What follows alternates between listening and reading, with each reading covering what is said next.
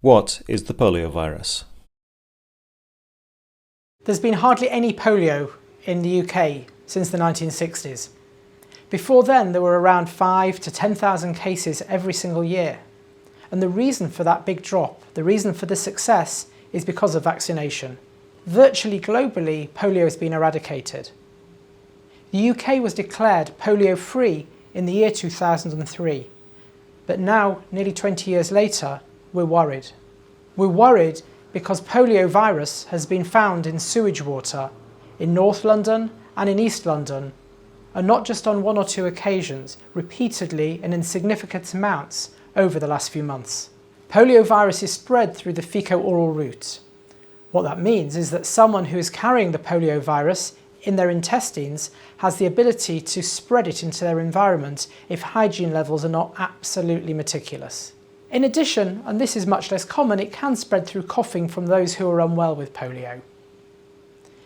That's how it can spread, and that's why it's found in sewage water. And in fact, globally, testing sewage water for any traces of poliovirus is a really important way to get that early warning that polio could be returning to a particular place. Most people who become infected with polio will not become unwell. About a quarter of those who are infected will develop an illness, often a flu-like illness, maybe with fevers, upset tummy, coughing, headaches, aches and pains. But unlike flu and unlike most viruses that infect the intestines, this has the ability to invade the body, to get into the bloodstream, and through the bloodstream it can get to nerves and to the brain and cause damage, permanent damage, particularly to the nerves that supply the muscles of the body. You may be familiar with individuals who you recognise as having had polio because they've got damaged legs. Perhaps they've got paralysis and they're wheelchair bound.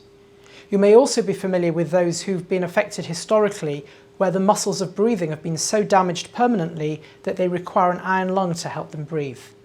The paralysis in polio is irreversible.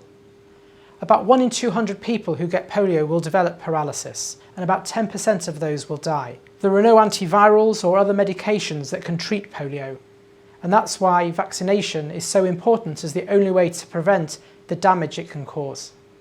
For more information, please visit www.selondonics.org/polio.